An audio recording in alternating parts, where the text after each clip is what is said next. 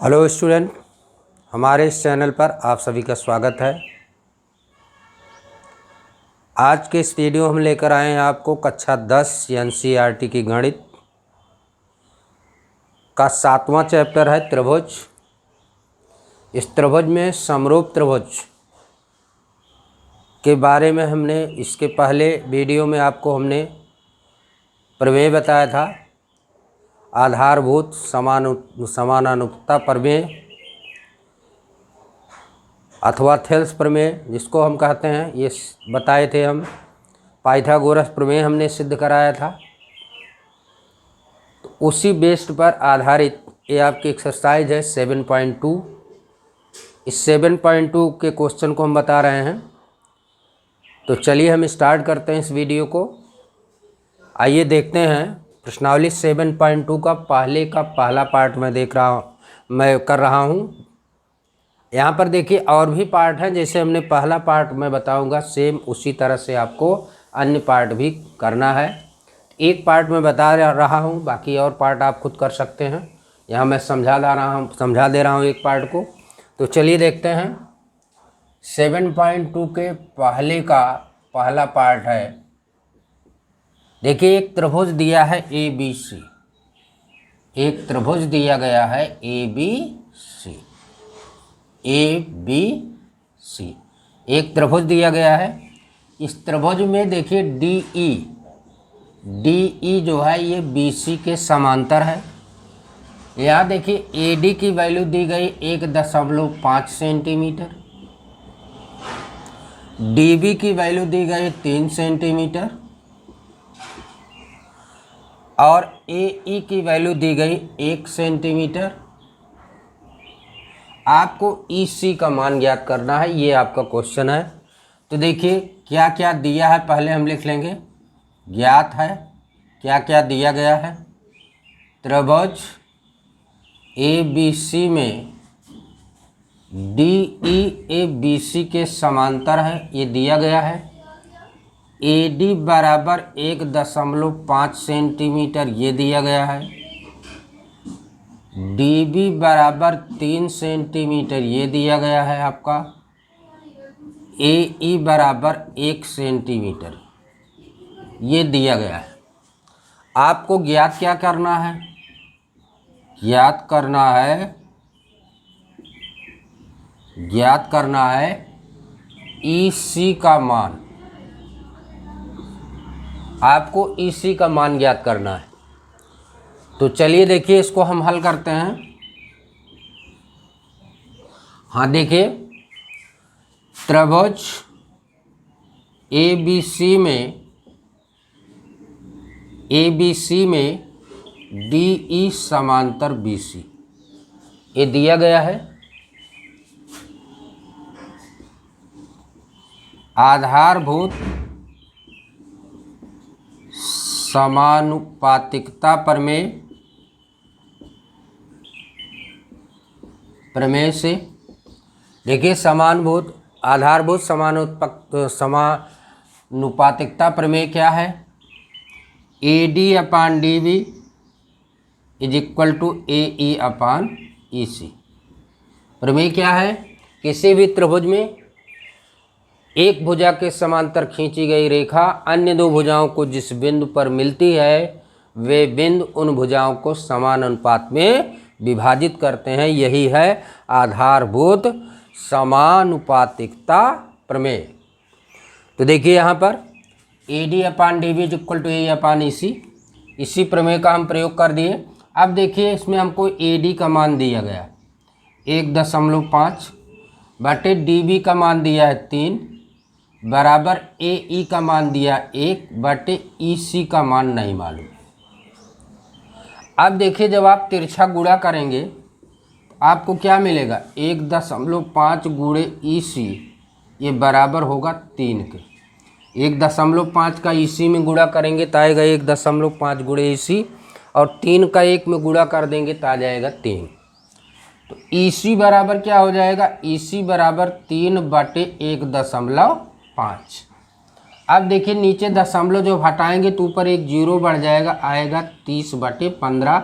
इसको काट देंगे तो हमारा क्या मिल गया, EC बराबर 2 सेंटीमीटर मिल गया।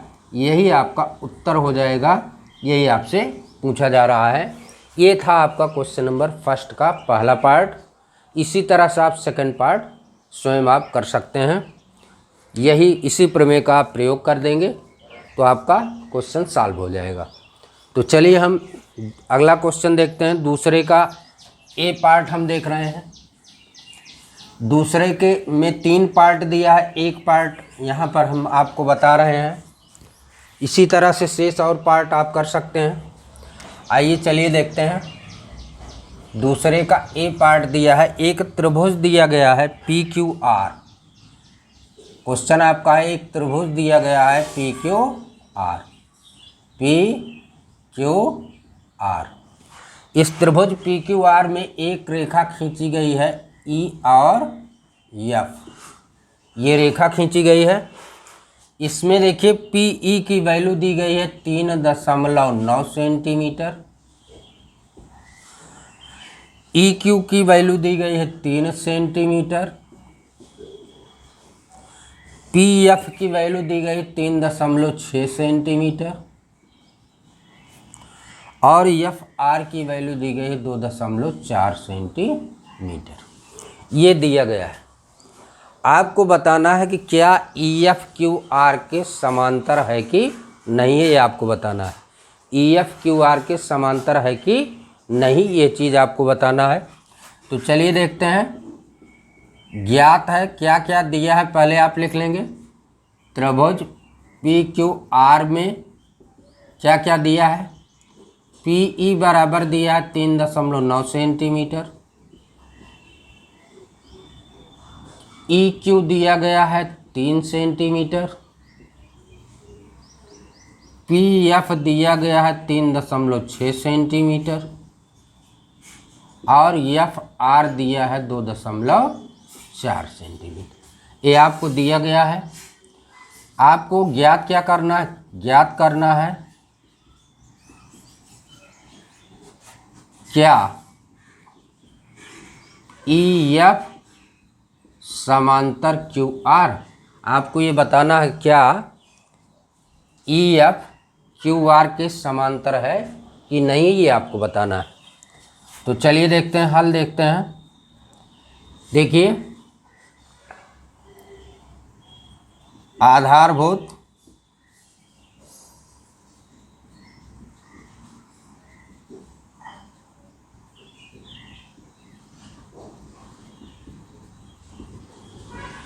आधारभूत समानुपातिकता प्रमेय से क्या आप लिख सकते हैं। सबसे पहले आप निकालेंगे PE अपान EQ का मान। PE अपान EQ का मान, PE की वैल्यू क्या दी है 3.9 बटे EQ का मान दिया है 3। तो देखिए ये इसको आप काट देंगे, देखिए 1 आ जाएगा, यहाँ 1.3 आ जाएगा 1.3 अपान 1। इसको लिख सकते हैं 13/10। दशमलव ऊपर का आप हटाएंगे, नीचे एक 0 बढ़ जाएगा, लिख सकते हैं 13/10। अब आप निकालेंगे PF अपान FR। PF का मान क्या दिया है 3.6 बटे FR का मान 2.4। दोनों ऊपर नीचे दशमलव हटाएंगे, 36/24 आ जाएगा और इसको आप काट देंगे 6 चौके 24, 6 चाक 36, फिर काट देंगे 2 तिहाई 6, 2 चौके 8 आ जाएगा 3/2। तो यहाँ पर देखिए PE अपान EQ, यहाँ पर क्या मिला PE अपान EQ ये बराबर नहीं है PF अपान FR के।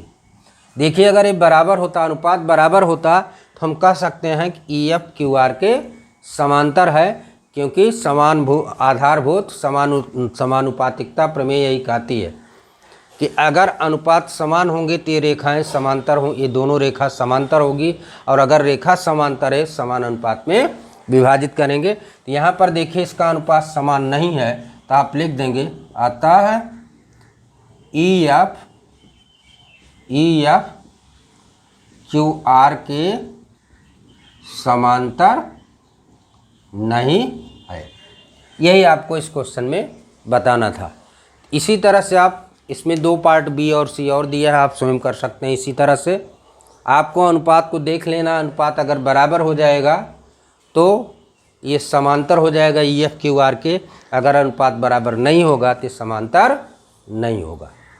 चलिए हम अगला क्वेश्चन देखते हैं।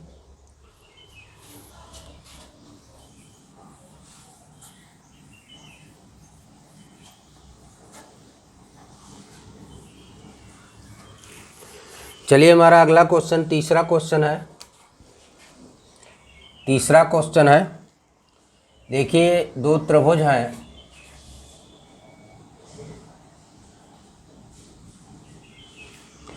ए बी सी डी, ये है आपका एम, एन और एल। देखिए इसमें दिया गया है, इसमें ज्ञात क्या है, इसमें दिया क्या गया है, त्रिभुज ए बी सी में एम एल समांतर बी सी तथा त्रिभुज ए डी सी में एन एल समांतर सी डी, ये आपका दिया गया है। आपको सिद्ध क्या करना है, इसमें देखिए सिद्ध आपको करना है, सिद्ध करना है A M upon M B is equal to A N upon A D, ये आपको सिद्ध करना है। तो चलिए हम इसकी उत्पत्ति देखते हैं। उत्पत्ति देखिए इसकी, यहाँ पर देखिए त्रिभुज ए बी सी में एम एल समांतर बी सी, ये आपका दिया गया है। ये क्या है, ज्ञात है, ये दिया गया है थेल्स प्रमेय से, आधारभूत समानुपातिकता प्रमेय अथवा थेल्स प्रमेय आप लिख सकते हैं। थेल्स प्रमेय से क्या होगा, A M upon M B ये इज इक्वल टू होगा A L upon L C. Thales प्रमेय से क्या होगा, A M upon M B is equal to A L upon L C. इसी तरह से त्रिभुज ए डी सी में एन एल समांतर सी डी, ये दिया गया है, ये ज्ञात है। इसमें भी आप थेल्स प्रमेय लगाएंगे। थेल्स प्रमेय से आपको क्या मिलेगा, A N upon N D is equal to A L upon L C. इसको आप दूसरा संबंध मान लेंगे। अब आप देखिए संबंध 1 और 2 से, संबंध 1 और 2 से आपको क्या मिल रहा है कि दोनों संबंध 1 का दायां पक्ष और संबंध 2 का दायां पक्ष, दोनों का दायां पक्ष बराबर है। दोनों का दायां पक्ष क्या है, बराबर है। तो दोनों बायां पक्ष बराबर हो जाएगा तो क्या मिलेगा आपको, A M upon M B is equal to A N upon N D, ये आपको मिल जाएगा। या देखिए इसको आप इस तरह से भी लिख सकते हैं, M B upon A M is equal to N D upon A N, आप इसको इस तरह से भी लिख सकते हैं। अब देखिए जो आपको ये संबंध मिला, इसमें हमने क्या किया, दोनों तरफ अंश और हर को हमने पलट दिया। देखिए A M upon M B था तो M B upon A M कर दिया, यहाँ A N upon N D था तो N D upon A N कर दिया। अब आप देखिए इसके दोनों पक्षों में एक जोड़ दीजिए। दोनों पक्षों में एक जोड़ेंगे तो आपको क्या मिलेगा, M B upon A M plus 1 is equal to N D upon A N plus 1। इसके दोनों पक्षों में हमने एक जोड़ दिया।